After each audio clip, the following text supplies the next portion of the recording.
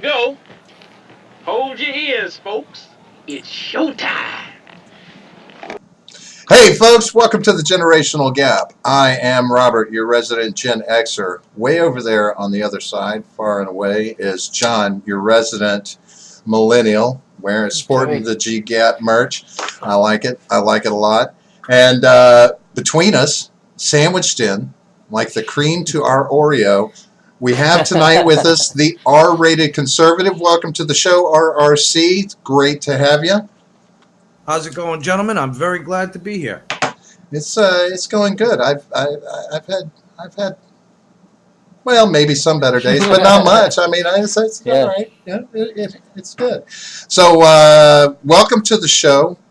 We're going to be idiots for a little while. If you don't mind being an idiot with us, we managed. I was born that way. Don't worry about it. See, as long as you're a proud card-carrying member, that's all that really matters. Absolutely. Hey, folks, thanks for dropping into the show tonight. If you're not here yet, you should have shown up already, and you'll catch it whenever you rewind. But we've got a little bit going on tonight. We're going to talk to RRC for a little while. He's going to have to pull out a little bit early, leave us a little unsatisfied, but he's got his own thing going on as well. Before we get going too much, if you like what you hear, and hit the like button and hit the subscribe button if you haven't already. And John, before I get into anything and talk about anything, I need you to give me a couple of announcements, plug a couple of things, do all that mishmash. Yes, this is our last show until Halloween. We're doing our Halloween special. Jesus. We're gonna be raising money for St. Jude's Children's Hospital.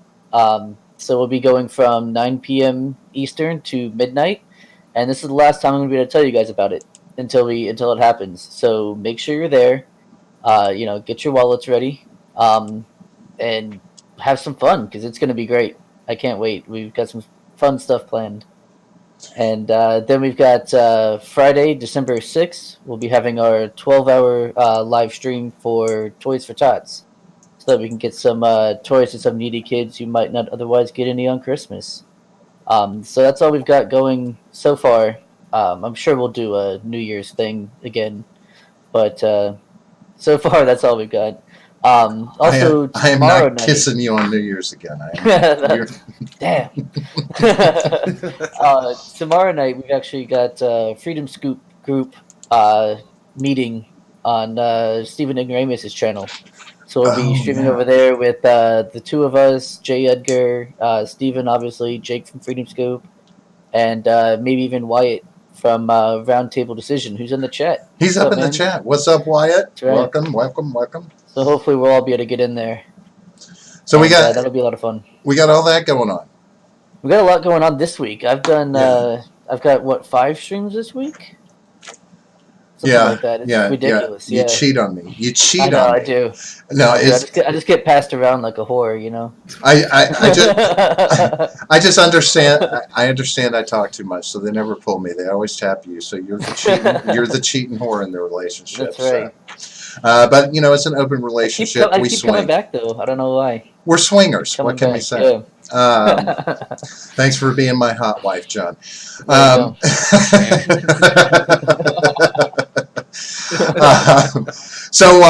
bear in mind, folks, since we're going to be doing the Halloween stream on Thursday, that will preempt our Friday show. We will not be having the Friday show this week, and we won't see each other again until the next Shootin' the Shit episode, first show in November. Now, that being said, RRC, I have experienced you a little bit, but mostly seeing you pop into Stephen Ignoramus' channel. I've run into you a couple of times there, seen some of your witticisms, as it were. And not only that, but got a taste for an intellectual. What you present on stream is like, okay, this guy might be questionable. He might. And then I listen to you talk, and I'm like, okay, this guy's got something to say. He's smart. So for anybody out there that doesn't know who you are, can you just give us a little short idea of who you are, where you're from, and what got you into all of this? Sure. Well, for those of you just watching me now, I'm the R-rated conservative. I'm the host of the RRC podcast, which I personally have dubbed the absolute most offensive conservative talk show ever devised.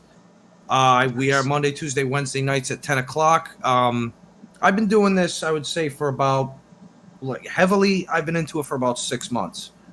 I did my very first streams back in early January. I just sat in my office with my PlayStation, and I screwed around and I talked to a bunch of trolls and everything. And then I realized you can't fix stupid. And then I kind of just didn't bother with it for a while. And then my son had mentioned to me that he wants to be a YouTuber. Wants to make Let's Play video. He basically wants to be PewDiePie and have 100 million subscribers and drive fucking Lamborghinis and all that shit. As if that's really going to happen to begin with. I'm lucky I got 1,000 followers. But that's another story. So he told me he wanted to do that, and I figured, most of my family, including his mom and her family, they're all a bunch of techno dummies, and I'm the kind of halfway smartest one of them all, so I got into it, and I started learning the mechanics of it, and I would stream and screw around with it, have some fun, and then I happened to come across a guy who's now actually a very good friend of mine, Pete Santilli. And he's like, dude, I love your stuff. He's like, I want to check you out. And he got the ball rolling for me. And the last 4 or 5 months have been the busiest and definitely the best months of my life, because I have connected with a whole bunch of really awesome people, including you guys. And Steven Ignoramus as well. He's a great dude. And I'm going to get him over, all you guys over the 1,000 followers as quickly as I can. Because, YouTube just has to be like that. But, since I started doing this, I've learned a lot, and I've gotten to talk to people with different perspectives than mine, which is kind of really the number one thing I'm after. Just somebody to talk to about this stuff, just so I know I'm not crazy. Now, do you, when you get into, when you're having conversations with people, because, you can't, the adage about not talking about politics in social settings, that kind of thing, is out the window. You can't not talk about politics these days because it's what we're spoon-fed. Are you one of those people that can keep the emotions in check with someone who is completely opposite from you and has very divisive opinions on different things? I would say yes, because 9 times out of 10, I can rebut almost anything they say. I've been shut down a few times. There's some liberals out there. They know their shit, and I got to admit, I was beaten. They were right. But for the most part, putting them down is easy. It's just, most of the time, I'm just sitting there looking at my watch to see how long it takes until they start with the insults and the threats and the accusations that I hate a certain kind of people, or I killed gay people at one time in my life. Just one fucking bullshit thing after another, because they have no argument. Right. It's all based on emotion, and half the time they don't even know why they're making this argument. Because they were told it's the right thing to do. But one thing I noticed, that their biggest demographic is 22. Well, actually, I'd say like 18 to 30-year-olds are their biggest demographic. College-age kids that are easily manipulated and want to go out and try to save the world and do the right thing. Because the old adage is, if you're 20 years old and not a liberal, you got no heart. But if you're 40 and still a liberal, you got no fucking brains. Yeah, I've heard that before. My dad used to say that. Now, do you have Absolutely. Do you have kids? Yeah, I got a 9-year-old son. So I will test my theory, because I run this by John often. Do you think that having a kid, having a family, taking on those levels of responsibility, account for a lot of that shift from the liberal mindset to the more conservative mindset? Absolutely. Right? It makes a huge difference. Absolutely, because I was actually on the Pete Santilli show a couple of weeks ago, and I'll tell you guys the same thing. If you had known me, say, 12 years ago, 2007, 2008, I didn't give a fuck if I lived or died. It didn't matter. I didn't have any kids. I wasn't married. Nothing was at stake. I'm living in my parents' house. I'm smoking weed, playing video games, and just wasting my life away. So what the hell did I care? But then I knocked up a girlfriend. I found out I was going to be a dad. So at that moment, I tried to step up and do the right thing. And it's been a process. It didn't just happen overnight. Yeah. I mean, I was one point in my life, I was a lazy, selfish piece of shit. Right. But having a kid changes your perspective on that. And since having him, his mother and I, we split, but I eventually met my wife. And now we got a nice home here. We're looking to upgrade soon. And even my day job, my career is actually going really well. As much as I hate the job that I do, the company I work for is really great. And, yeah, but doing this has just been monstrous. It's like, I can't believe the following that I've picked up as fast as I have. So that just tells me I'm on to, not only am I not crazy, I'm on to something here. Right. And I don't see anybody else out there doing what I do. To be fair, we're all a little crazy if we're on YouTube, you know? Oh, yeah, absolutely. You gotta be a little crazy to do it. We're all some kind of fucked up. Oh, yeah. well, it's kind of getting to the point, if you stay in the country, you're kind of on the verge of crazy, right? I mean, it's all designed to make us that way. So depends on which coast you're living on. Right. Well, that's true. That does have an impact. So, you know, when I ask you about the conservatism, does that factor into your view on what's going on in Washington? I mean, you know, you don't have to point to any particular thing going on in Washington. It's just the current present shit show in Washington. Does your conservatism kick in there, or where do you stand on Trump, Congress, the House, the impeachment? You know, how do you feel about these things that are going on? Oh, this is a real easy one. Ready for this? Oh, I love it. I know what I'm going to hear. Oh, yeah, here we go. This government, long before Trump ever planted his ass in that chair in the Oval Office, has been evil, corrupt, racist, and just all around fucked since no later than 1945, after we won World War II and inherited a ridiculous amount of wealth, along with a bunch of Russian and German scientists and scholars who eventually brought communism over here. McCarthy tried to nip it in the bud, but the problem with him was he was way too harsh, too open about it, and he was a fucking asshole that nobody liked. So he's the guy that basically put the mask of evil on conservatism. Me personally, I'm not an actual conservative. I consider myself more like a moderate centrist. Right. I'm a balanced breakfast. Because there's certain things like I'm with Trump 100%, but then there are social things as far as your standard conservative view goes. I don't agree with that. Like, I'm totally pro LGBT. I think they should have their rights and everything. I think the pride parades where they're walking around in assless chaps is a little fucking ridiculous. It's questionable, right? And absolutely destructive to have in front of children. But that's, I could get into all of this. Basically, I see this epidemic of cocksuction that has existed long before Trump ever even announced he was going to be the president. And it's both the Democrats and the Republicans. Right now, at this particular moment in history, the greater threat is the Democrats. Because the Republicans like things the way they are. They don't want us to become a socialist country because they know it's bad for the bottom line. The Republicans are all about the bottom line. And for a while, the Democrats delivered. Unfortunately, they're not delivering anymore, and now their social construct that they created over all these last couple of generations is starting to fall apart. And Trump is the perfect guy to go in there and burn the motherfucker to the ground. And I'm glad he's doing it. Because I saw all this shit years before, and it just put me into that state. It's like, well, we're fucked. Not much I can do about it. Here, let me roll a joint or pack a bowl. All right. So anytime someone tells me that they support Trump 100%, I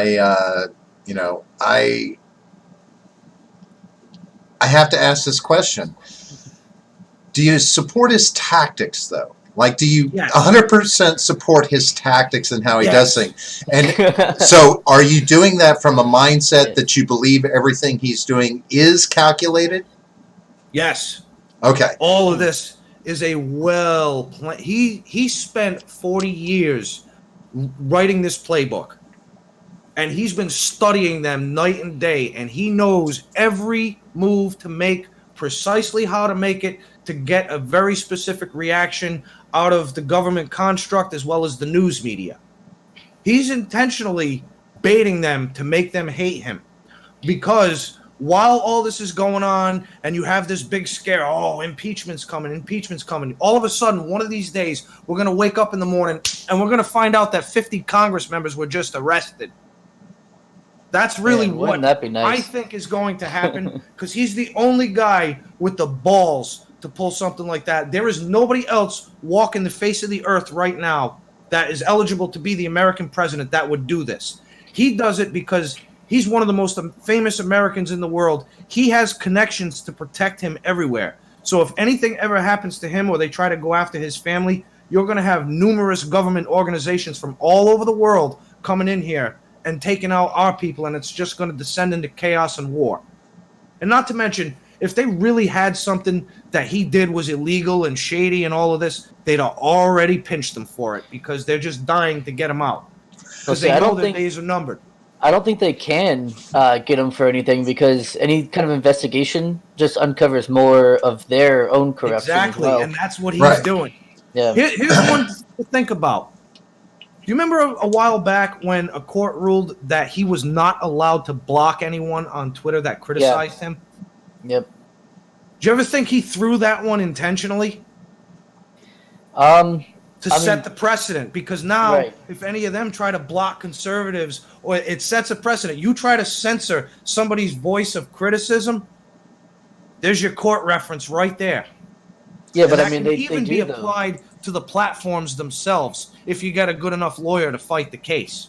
We'd have to, because I mean, they already do. I mean, people have been blocked by Congress people and whatnot. So I mean, they have been blocked. Maybe that'll apply to a future president, but I don't think that it's applied to anyone so far. Right. I think the thing about that ruling that makes it anomalous is that he uses his personal Twitter feed as the president. So that is what they went on. That was their keystone to the argument, is it's a president, so he can't block people. I mean, you can make the same argument with congressperson, congressman, congresswoman. Elected official. Commander. What title they hold? It's an elected official that people vote for. They have the right to criticize. You're violating their First Amendment by censoring them. I guess unless, I mean, obviously there are guidelines. If you do what I do and you go tweet AOC and tell her she's a rotten cunt, you can get blocked for that. Right. Because you're not adding a legitimate criticism. You're just being me, which is just a prick. Right. I mean, you have it's happened many times before. I was just going to say, did you get blocked for that? I got more blocks than fucking Minecraft. Are you kidding me? Nice. Shit. Good one. That's nice. All right, so everything is 4D chess with him. Now, I want to say that real quick on that, though, that I think there is some 4D chess going on, but I think it's more like things happen and he's really good at taking advantage of them and flipping them. So, not that every move is planned, but he's very good at, taking it on the chin and then flipping it around to make it win instead. Oh, yeah, definitely. He knows how to think on his feet. Yeah. Because when they tried to pull the whistleblower thing, he's like, you know what? Screw them. I'm just going to release the call. Yeah. What are they going to do? And try as they may, the more the media try to say, oh, well, he did this, and when Schiff went out and blatantly lied, that just, it destroys their credibility. The people are starting to see it, and that's why Trump is raising record-breaking numbers, and they're not raising dick. Yeah. They've lost the moderate vote. The moderate vote is going to Trump now. He's going to take the popular vote next year. No fucking doubt about it. And I'll guarantee you, if he doesn't win, he's going to come real close in New York and California. Mark my words, because even those sicko liberals are getting sick of it too. What do you think the chances of Hillary coming in at the last minute? I say about 70%. 70%? She's going to try to pull off a last second audible and step in. And if she does, it'll be the final nail in the coffin for the DNC. People already proved last time they hate her guts and don't want her. They also proved in 08 she couldn't even get past the primary. Yeah. I mean, granted, she ran against the phenomenon that was Obama. Yeah. But still. Well, she ain't going nowhere. She ain't never going to plant that fat bell-shaped ass in that chair. I don't care what she does. She never even going to buy it. I don't care. Because she had the opportunity already to buy the seat at least twice. And she blew it. Well, she could have had it in 2000. She could have ran instead of Al Gore and had it then. Yeah. This was before the people really got familiar with what a grimy, disgusting thunder cunt she is. Right. Well, yeah. Now we all know. I pointed that out to John in one of our recent streams that, it's, she points out that Tulsi Gabbard is a, potential third-party switch, and that makes her an asset for Russia because it'll just hand the election to Trump. And I told John, I said, I think what she doesn't realize is if she steps into the race, she's going to hand it to him, because the DNC is going to crawl up her ass and put her on a popsicle stick and make her the banner kid to go up against him again. Rocky 2, here we go. She's going to take out Apollo Creed. Well, no, this one's going to have a different ending, and she's going to ruin it. She's going to ruin any chances they might have had just by entering the race. I'm just trying to figure. I've only tried to figure out what the key is going to be. What's going to prompt her to step in. Because I don't think she's got the chops to come in after the debates and just walk in and go, all right, you guys through talking? Let the professionals handle this. That's not going to work for her. She's got to come in at some point early enough. I don't know. Maybe it's just me. Well, see, I'm only at 70% right now because, I mean, the way they're playing the script out on Twitter and everything, that whole thing with her and Tulsi Gabbard, that was fucking wrestling bullshit. That was a predetermined, scripted moment. And let me tell you something. Hillary Clinton, number one, do you think she ever would condescend to pick up her own device and tweet something herself? Think about that. Yeah, I can't see it. She's got nothing but time on her hands these days. Yeah. In between her 9th and 10th wine cooler, she's still busy meeting with those deep state assholes because they're still trying to plan something, and they use her for something or other. And if anything, she's got a staffer doing it. And number two, she has no right to claim anybody is an asset of another country. How long has she been a Chinese asset? Oh, forever. She's been running that playbook to make sure we break the economy so that way China can swoop in, the yuan becomes the new world currency, and then we're all going to be speaking Mandarin by 2030. That's what they were hoping for. Well, they all had seats at the table. I'm not learning that language. I'm sorry. That's too hard. Yeah, well, I will say that I believe she spent the entire Clinton presidency building the relationship she felt like she would need for when she ran for president. I think that's what she spent her whole time doing, getting deep into bed with China and different foreign powers. And because Russia. Right? Yeah. Well, yeah, that's kind and of... Israel. If anyone's a real Russian asset, it's fucking Hillary. No shit. She sold them 20% of our fucking uranium, and then she's going to sit there and call somebody else a Russian asset? I guess she would know, I want to wouldn't know. she? I want to ask Hillary, how does Putin's jizz taste? Phil, Handed him a fucking Easter egg. Are you trying to say she sucked it out of Trump's ass to find out? Did I say that out loud? So last question in regards to that. So in the spirit of wanting to see an epic battle, which Democratic candidate would you like to see go up against Trump that could actually give him a run for his money in this upcoming election? Jesus Christ. Not the one that's going to hand it to him, the one that you think give him a balls to toe challenge. Do they have to still be alive? Yeah, somebody that Clinton hasn't suicided yet. And Bernie is technically alive. Yes, Bernie is still alive. Bernie needs to get back in his DeLorean and go back to 1985 and fucking stay there. Right. Would that be a good debate question to ask him? So, can you release the schematics for the flux capacitor? Yeah. And then you got Kamala over there, who has probably She's the trying best campaign slogan of them all: "Vote for me, I'll suck your dick." Yeah, I heard she's got the black vote locked up. She's trying. Well, see, that's the thing. She's No, that was a Kamala joke, you know. She's passed the boat on trying to play the race card and run the Obama game. She can't. That's not going to work. Every time I hear her say the word black, I don't care what she's referring to. I'm like, here goes this identity politics, bitch. Yeah. I'm like, I don't care if you're black. You got something to talk about that's important to the country? She's also a woman, so there's that too. Is she? She might have Obama's complexion, but she has the IQ of his left shoe. Right. All right. So who does that? I'll give Obama. He was smart and he knew how to speak publicly. He knew how to stir a crowd. That's why, like, I even voted for him in 08. Mm-hmm. I figured, you know what? This is probably the guy. Because I figured they're all a bunch of racist pricks anyway. They're never going to let the black guy in the club. And he's saying all the nice things that we like to hear. So let's give him a shot. See how he works out. My asshole is still bleeding. All right, so then, but Biden can't go toe-to-toe with Trump. He'll fail.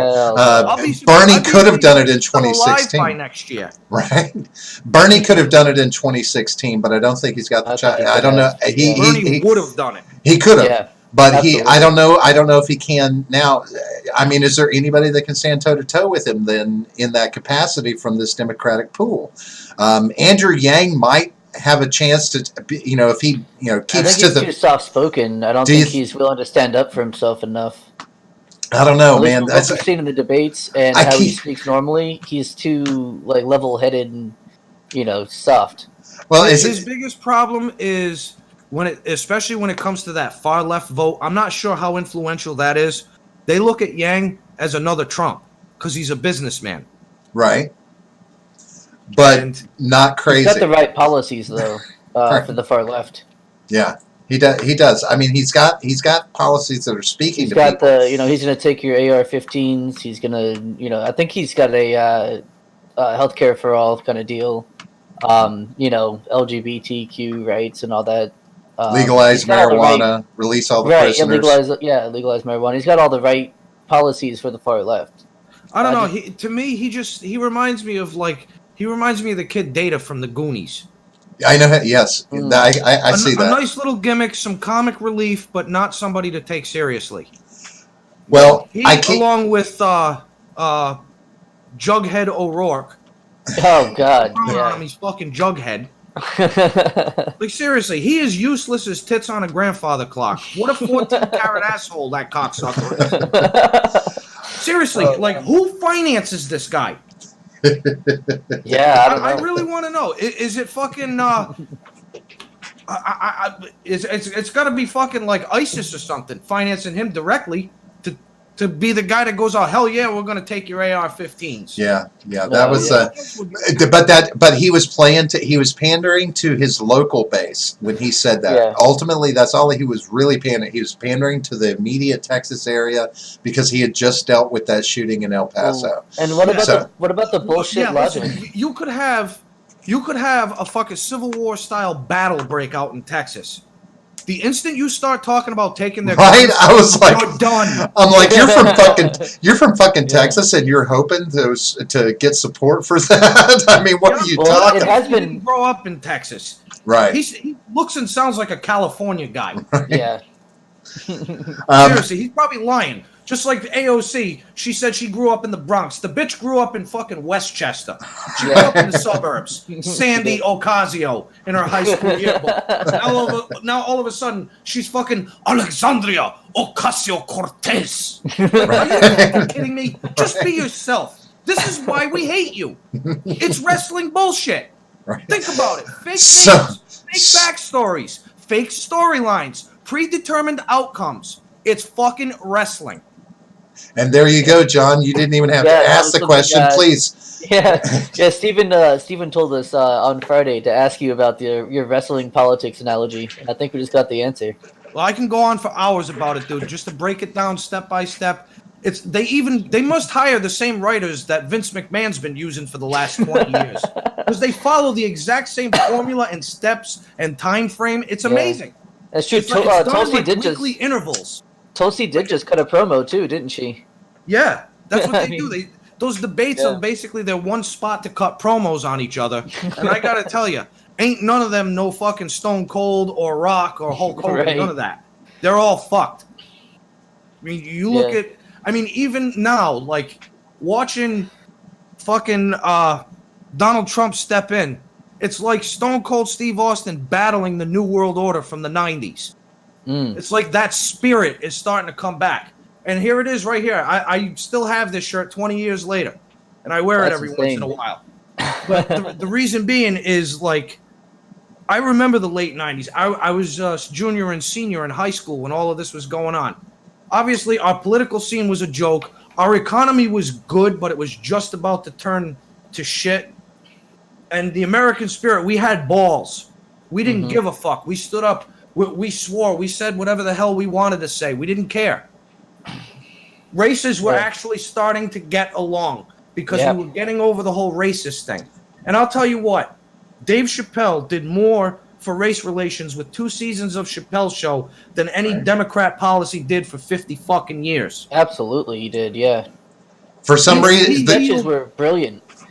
Absolutely. He healed racial tension miraculously in this country in 2 years with a simple TV show. Yeah.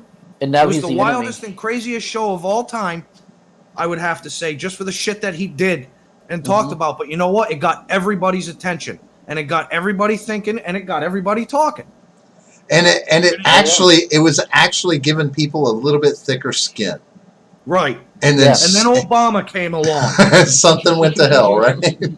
And all of a sudden, black people are still held in bondage and chains.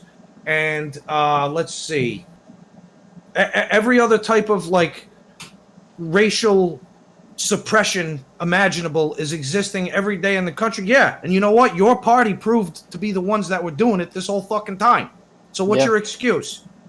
No, now I know that, you know, a lot of people will say the same thing, you know, that a lot of the impact with this SJW culture was Obama. I would ask, though, how much of an impact, how much more in our face actually did racism and religion bias come into play after 9/11? That really refocused things on at least, you know, one group, one race, one religion. You know, everybody started looking at Muslims a whole new way. And did that not have some impact on how everything it became offshoots and everybody was offended by everything suddenly, or began to be? Yeah, 9/11 was definitely the moment that started the change.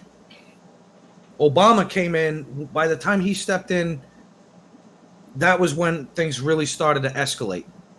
Because Bush, I'm no Republican. Bush should be on death row too for the shit that he did. Absolutely, the crimes against humanity he fucking committed. Him and Dick Cheney, and for that $2 trillion that they stole, that Rumsfeld had to report on September 10th, and everybody forgets about that.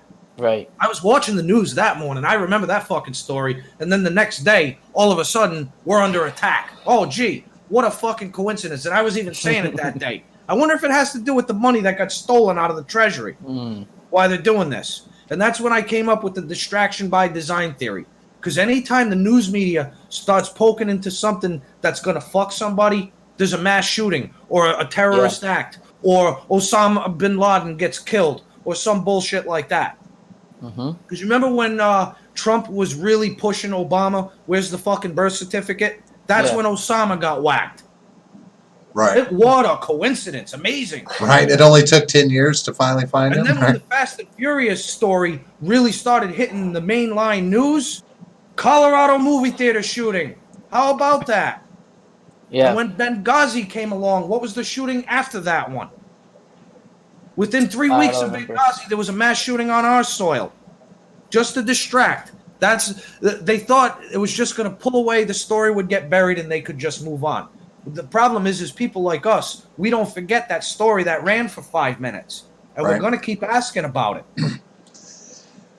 But no one's going to listen, though. That's the problem, right? What's that? Said no one's going to listen, though. At least the people who could ask those questions and get results. They're not going to listen. Well, at least now we got a guy in the White House asking those questions as well. Finally. Yeah. And that's why they hate him so much. And also, the ultimate clue that he's the one. Have you ever seen the government establishment, Hollywood, the news media, all come together in such solidarity against one person? They didn't even come together like this after 9/11. Oh, yeah, we're going to take the terrorists and everything. But as soon as Trump said, I'm running for president, holy fuck, unity like we have never seen. Yeah. And gee, I wonder why. Those are the questions we all need to ask. It was seen as a joke at first, and I thought it was a joke too. I thought he was just running because he was, going for some new TV show or something. And then, lo and behold, he gets more and more support, does even better in debates, just shuts everyone else down. And even 2 years before he announced it, I said if Trump ever ran for president, he'd win in a minute. He would win in a second. Not only because he has the business sense and people are craving a businessman in that position now. We've had too many lawyers in the White House. Yeah. Lawyers don't know how to be an executive. Right. I don't care how hard they try. Businessmen are executives. Mm-hmm. Lawyers should be judges and U.S. attorneys and stuff like that. Stay within their own branch exclusive to them. Sure. Leave the executive branch to the businessmen, the CEOs, the high-end guys that know how to push the papers and everything. See, this is Congress, as it should have been left to the rest of us. See, that's the way it was supposed to be. That's the same argument I made, God forbid, when Perot ran. I was like, he was one of the first times I was like, okay, this guy runs a successful fucking business. That's what you need in the country, right? And I'm like, that's what you need. Somebody who can balance the numbers, who can make that shit work. Let other people take care of the global politics. That's their job. Let somebody get the books right. I'm like, come on, what's wrong with that? And that's why I was on board with Trump when he first announced his bid for presidency. Now I'm not 100% on board with him anymore. I sway back and forth, but I don't know. I don't love who he is. I don't love all of his tactics. I don't love the way he's too much of an asshole, I think, or it's the level of divisiveness that he adds to an already divisive country. It's, and not saying that other, the media, mainstream media isn't doing enough of that, but he doesn't help the picture any when he says some of the things he does, and the way he is just so outspoken. That's the only part that really bothers me about him, because some of his policy decisions have been good. Others I'm like, I don't know, but I don't trust him I don't trust him to not. I think he's corrupt and good at hiding it. Maybe. But I do like how outspoken he is, just because I don't like the cookie-cutter politician speech. True. Like, it's the same shit every time. It's, No, I like him just coming out there and being like, this person's a piece of shit, not in as many words, but, just calling out everyone. Yeah, it's great. And this is where I disagree as well, because I do like...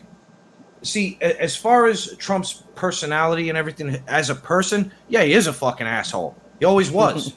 Mm-hmm. He is a stuck-up douche. But in a way, in this particular instance, in this climate, in this stage in our society, we need a guy to this extreme. Because you need a guy this outspoken and this crass and what people view as insane to shock the system. Because... if you had a nice guy in this spot right now, a nice, soft-spoken, benevolent guy, do you think he would have progressed as far as Trump has, being the grimy, nasty street fighter that he is? Oh, not at all. Yeah. As far as his tactics go, if he does step outside the realm of ethics, given the enemy that he's fighting, there's going to be a lot of times where he's going to have no choice but to do that in order to effectively take them on. And I am all in favor of that. If he downright breaks the law and uses it for his own personal gain, I say burn the motherfucker. Because right now, we don't need another one of those. He needs to be the antithesis to that. Right. And as long as he consistently shows that he is, then I'm voting for him next year. The instant he gives me the sign that he's up to something real fucking bad, then I'm definitely not voting for a Democrat. I'll never vote for a Democrat for as long as I live again. Because just for what they stand for. And especially since he's been elected, they've really shown who they are. Mm-hmm. They've shown what they are all about now. And all they are about is control. They want absolute control of everything. Look at what they're doing with the impeachment proceedings. You're going to lock the Republicans out of the room? Isn't that a fucking violation of due process? Isn't that a violation of the president's rights? And the fact that you're doing this to attack a duly elected president that you just simply don't like? Yeah, I mean, I don't think it's actually against the law because it's not the actual impeachment, right? If they did that, that would be against the law. But when they're just kind of gathering evidence, I don't think that's against the law. Yeah. If it was, they would have been Republicans would have been making an uproar more than just busting in there. Well, the dialogue is that even the Clinton and the Nixon inquiries were held behind closed doors as well. I mean, there's Republicans in that room with them. I mean, it's not like it's a completely Democratic room, but they didn't have to get congressional approval to have this inquiry, and a lot of people have made that argument. But there's supposedly nothing in the Constitution that demands it. So, but they're just grasping at another straw.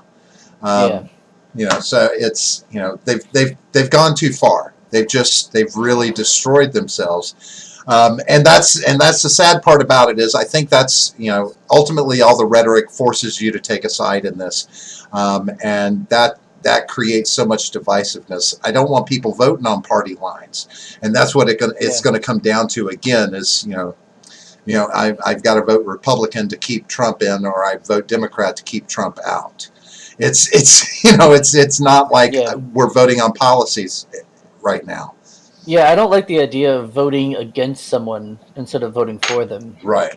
You know what I mean? I don't like that idea. Yeah, well, I vote against the Democrats because I know what their general policy strategy is. And I am absolutely opposed to that. I do not want to become a socialist nation. I don't want to be taxed 70%.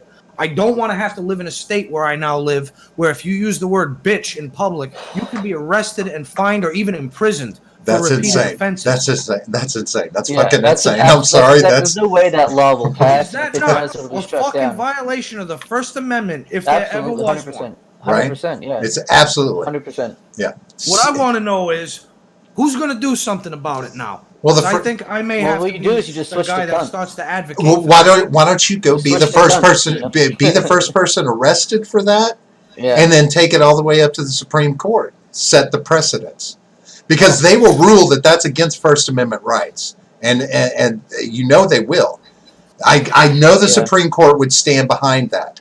They've shown that they will stand behind the Constitution in quite a few spots, but not every. I understand, but that one wouldn't fly. I mean, how could you refer to a female dog without saying bitch? I mean, no, that one was covered. That was okay. Oh, that's okay? So if you're talking to a dog, so yes, or a direct all comments to women at a nearby dog.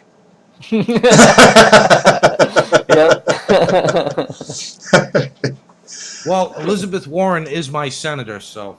Oh, I'm sorry. Aren't you have you shared a beer with her? Hey, real quick. So 2020 election, Trump wins. Does Trump tone himself down for the last 4 years since he's got that locked up and he doesn't have to worry about it gaining another election? Does he tone it down? He goes 10 times further. Gotcha. Because he's breaking all the rules.